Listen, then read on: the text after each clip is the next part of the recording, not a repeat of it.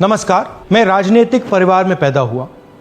जब मैं छोटा सा था 1980 में प्रियंका और मैं घर में लेई बनाते थे, रात को निकलकर पोस्टर चिपकाते थे। चुनाव समझता हूं, 20 साल से मैं स्वयं चुनाव लड़ रहा हूं।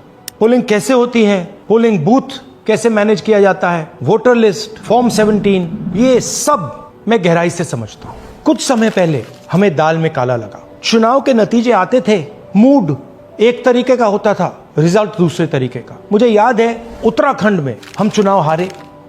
बाद में मैंने कैंडिडेट से पूछा कि जहां रोड शो हुआ था वहां जाके देखिए हमें कितने वोट मिले। हजारों लोग आए थे, पोलिंग बूथ में किसी ने वोट नहीं किया। यह असंभव था, यह हो ही नहीं सकता। उसके बाद छत्तीसगढ़ और मध्य प्रदेश के रिजल्ट, हमें लगा कुछ ना कुछ गलत हो रहा है।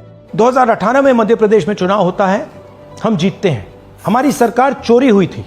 2023 में चुनाव होता है, मैंने अपने आंखों से भारत जोड़ो यात्रा में देखा, भयंकर एंटी इनकम्बेंसी, और हमें 65 सीट मिलते हैं। इम्पॉसिबल, हो ही नहीं सकता। और फिर महाराष्ट्र में पहली बार हमें सबूत मिला। विधानसभा और लोकसभा के बीच में जादू से नए वोटर आते हैं, और जहां भी इन नए वोटर्स ने वोट किया वहां वोट बीजेपी को गया। महाराष्ट्र चुनाव के बाद जब हमें डाउट हुआ, हमारे गठबंधन के सारे नेताओं ने प्रेस कॉन्फ्रेंस किए और हमने इलेक्शन कमीशन से कहा कि आप हमें वोटर लिस्ट दीजिए, वीडियो रिकॉर्डिंग दीजिए। इलेक्शन कमीशन ने मना किया। ना उन्होंने हमें वोटर लिस्ट दी और ना उन्होंने वीडियो रिकॉर्डिंग दी। डाउट हुआ, क्यों नहीं दे रहे, क्या कारण है? तो हमारे दिमाग में सवाल उठा, क्या इलेक्शन कमीशन बीजेपी की मदद कर रहा है?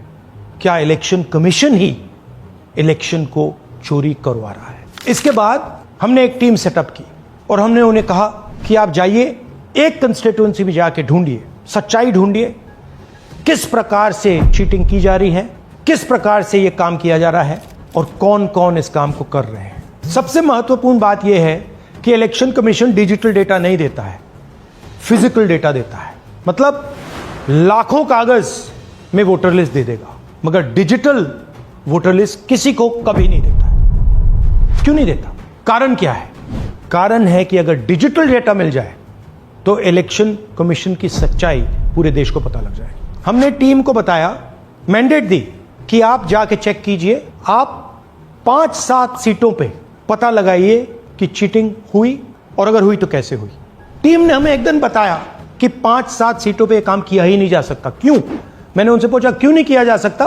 उन्होंने मुझे ये कागज दिखाए। ये जो कागज हैं, ये एक लोकसभा के कागज नहीं है, ये एक विधानसभा के कागज है, और इन कागजों को हमने मैन्युअली सॉर्ट करना पड़ा। और पूरा का पूरा काम जो हुआ है, इसमें 6 महीने लगे हैं, और एक असेंबली सीट में हम ये काम कर पाए हैं। क्यों? क्योंकि डिजिटल डेटा नहीं दिया जाता। अगर इलेक्शन कमीशन ने हमें डिजिटल डेटा दिया होता तो हम ये कार्रवाई पूरे देश में, हर लोकसभा में, हर विधानसभा में 15 मिनट में करके दिखा देते। हमारे पास अनलिमिटेड रिसोर्सेज नहीं है, इसलिए हमने ये रिसर्च सिर्फ एक लोकसभा में, एक विधानसभा सीट में की। मगर मुझ में अब पूरा भरोसा है कि ऐसी 100 से ज्यादा सीटें हैं हिंदुस्तान में। जो यहां हुआ है उन सीटों में भी हुआ है। और याद रखिए, अगर बीजेपी को 10-15 सीटें कम आती तो आज नरेंद्र मोदी प्रधानमंत्री नहीं होते, इंडिया गठबंधन की सरकार होती। जांच ने 5 तरीके की चोरी पकड़ी है। डुप्लीकेट वोटर, जिसका मतलब एक वोटर के नाम वोटर लिस्ट में अनेक जगह आ रहे हैं। फेक एड्रेस, मतलब एड्रेस है ही नहीं, या फिर house number 0। Bulk voter in single address, मतलब एक छोटे से घर में 40, 50, 60 लोग रह रहे हैं। इनवैलिड फोटोज, छोटी सी फोटो है या फिर फोटो ही नहीं है, और वो जो छोटी फोटो है वो दिखती भी नहीं है। कौन है, किसका चेहरा है, नहीं पता लग सकता। Misuse of form 6। Form 6 first time voters के लिए होती है, मतलब जिनकी एज 18-20 साल की हो, मगर वोटर लिस्ट में 90 साल के लोग फॉर्म 6 का प्रयोग कर रहे हैं। चुनाव में 6,50,000 वोटर थे, उसमें से 1 लाख चोरी के थे। अब मैं आपको 5 उदाहरण देता हूं। यह देखिए, गुरकीरत सिंह डांग, इसका नाम 4 अलग अलग बूथों पे आता है। यह कैसे हुआ और क्यों हुआ? एक और उदाहरण, विशाल सिंह, वाराणसी में वोटर लिस्ट में नाम है और बेंगलोर में 2 बार वोटर लिस्ट में नाम आता है। क्या ये वाराणसी में वोट कर रहे हैं या बेंगलोर में वोट कर रहे हैं या दोनों जगह वोट कर रहे हैं? एक और उदाहरण देखिए, हाउस नंबर 0। तो आपने कभी सुना है हाउस नंबर 0? हमने तो नहीं सुना था, मगर बेंगलोर में हजारों हाउस नंबर 0 हैं वोटर लिस्ट पे।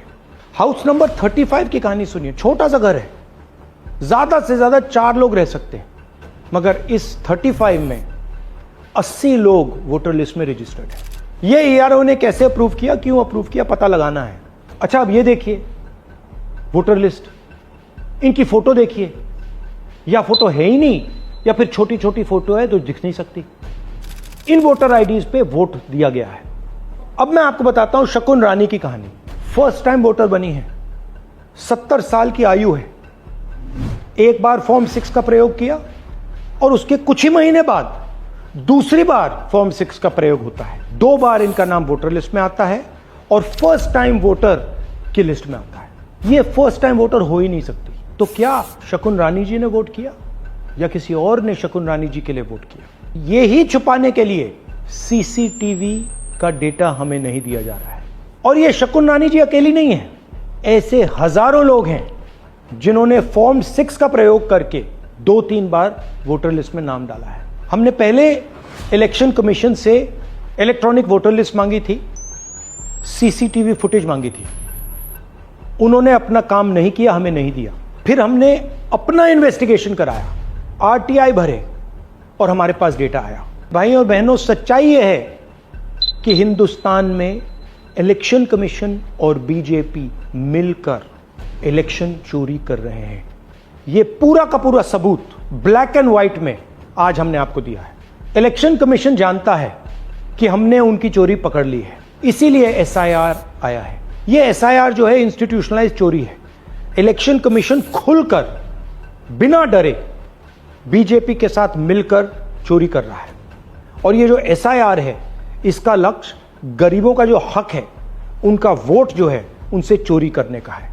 मैं आपको एक और बात बताना चाहता हूं। इस पूरी इन्वेस्टिगेशन में हमने वोटर एडिशन को देखा है, मगर जितना एडिशन होता है शायद उससे ज्यादा डिलीशन होता है, सब्ट्रैक्शन होता है।